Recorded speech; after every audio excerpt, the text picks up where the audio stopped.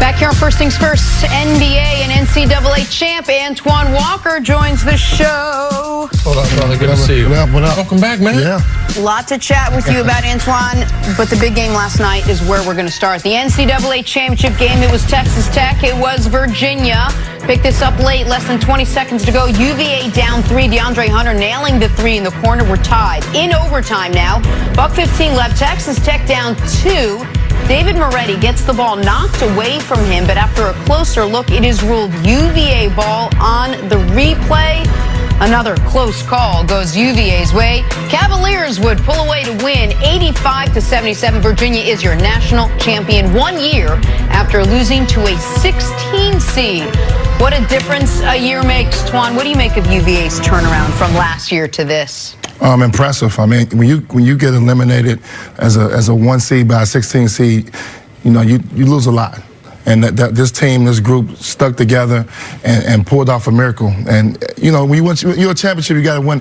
You got to have a little luck. Yes. And they got all the luck that was possible. Obviously, seeing the 3-point play before, and obviously in the Final Four, in Auburn, yes. And then be able to come back from last night, and great game they played by both teams. I was shocked. I was actually super surprised at the game, especially after the first 6 or 7 minutes. Man, when I was ready 3-2 at the under 16 I was timeout. ready to turn the TV, and it turned out to be one of the great national championship games. But unbelievable. You got to give Coach Bennett a lot of credit to be able to get this group back rejuvenated, to get them back on the same spot, and then to play as many close games as you did, to come out with the win. You got to give him a lot of credit, Coach. That's the other part of this, is usually if you keep having games go down to the wire in a single elimination tournament, one of those games goes against you. That's what happened to Duke. It's exactly what happened to Duke. You're 100% right, Jenna. UCF, they get away with it. Vodtech, they get away with it. Yeah. Michigan State, they don't. Finally roll snake eyes, you're out.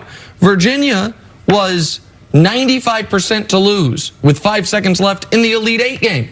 They were 95% to lose with 8 seconds left in the Final Four game.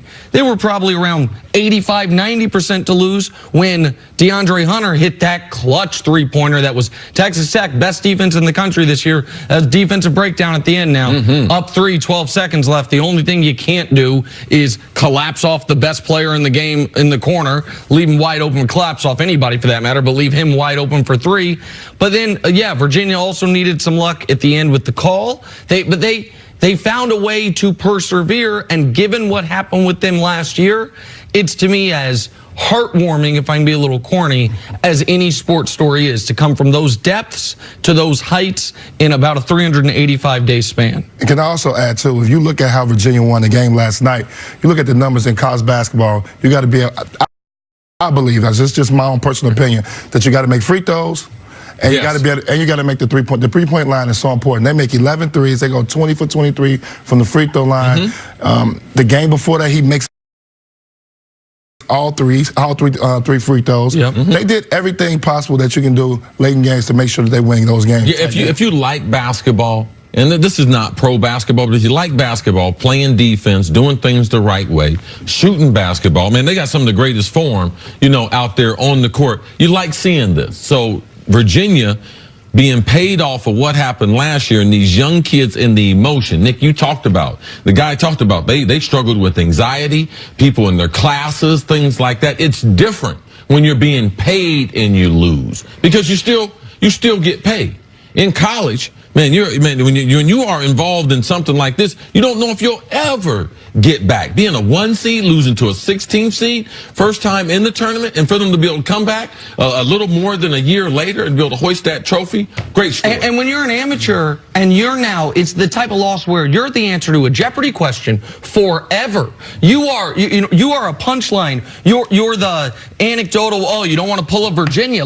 That's now wiped away. You got to find a different team to throw in there because of what they did this year. These kids did a service to last year's seniors that didn't get to experience this because they validated the program. But much like what happened with them in their prior game with Auburn, where instant replay came into play, there's a controversial call at the end. Do you think that the refs caused Texas Tech caused them a chance to win? Listen, I actually don't blame the refs on this at all. I blame the awful system that is instant replay across sports. I've only been saying this for my entire adult life, except for in tennis Instant replay does not make things better. It makes things worse.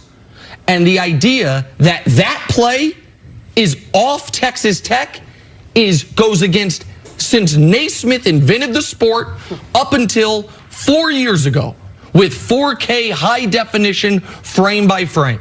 That is off Virginia. At the park, it's off Virginia. In high school, that's off Virginia. In a regular college basketball game, it's off Virginia. In the NBA, until a few years ago, that's off Virginia. That's a terrible application. When I watch the replay, though, the ball is off his hand. But well, then we have tell me I don't know what I'm seeing. Then we have to change the way we play the sport. Do I not see the ball in his hand? It touches the end of his pinky. Oh, okay. And if I were to right now hold a basketball and Antoine were to slap down on it, you know where it would go off of last? The bottom of my pinky. So if we want to just change the way sports are played to adjust for super slow motion, high definition cameras, fine. But I'm not into that. That is everywhere you play basketball, that's tech ball, and everyone knows that's tech ball. I agree with you to a certain degree, but I like getting it right. Especially in a game like this, you want to get it right. And technically, they got it right. It's unfortunate for Texas Tech, but that's not what lost Texas Tech the game. You know, it still was a minute 15 seconds left. They had a chance to get a stop. Offensively, I felt like the shot at the end of regulation was too soon. Agreed. Well, but why? And also on the other end, why you let them shoot a three? Why didn't you foul them? Why didn't you put them at the line? You could have put them at the line between 15 and 10 seconds to go in the game. And why you leave your guy in the corner to leave him open three? You're up by 3. So the refs always play a part in the game. They're a part of the game, and sometimes you have to get around the refs. But for me, I'm about getting it right. Whatever technology we have, I'm willing to live with that because I know the ball bounces both ways. And I know there's thousands of other opportunities during the game that if you make a play, it wouldn't come down to that. Okay, then get it all the way right. When you go to replay and you see the kid gets fouled right before the ball's knocked out of his hands, retroactively call the foul. If it's about getting it right, then get it all the way right. Review everything. Okay, a lot of times in a situation like that, when a defender's coming from behind, if he reaches for the ball or reaches for you, if you can continue dribbling, the ref won't call it. If you lose your dribble, then they might call it because it did affect you. But in that, I could understand why he didn't call a foul. Of course, me too. Especially with the contact they were allowing in this game leading up to, I didn't expect him to. Is that getting it right? That is not getting it right. You can't. And let me ask you this, C. Would you be okay with this adjustment to replay?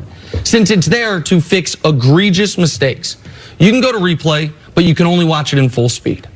So if it's there to fix egregious mistakes, bad mistakes that should have been obvious. No, I don't want to utilize the technology and not utilize it to its fullest. The reason why I'm watching replay is because I get the ability to be able to slow it down frame by frame because we know that humans in real time, they can't see it. That's why we've assisted the referees with replay. So no. If you're going to use replay, let's use it for what it's worth. Frame by frame, that's what makes the difference, and that's what replay is there for.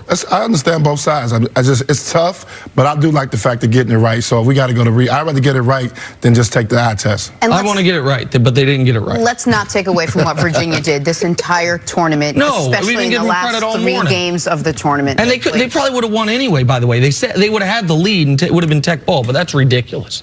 No, I got it. I understand. Antoine, we'll see you a little bit later on the show. Mine went out. Antonio Brown just can't stay off social media. That's next on First Things.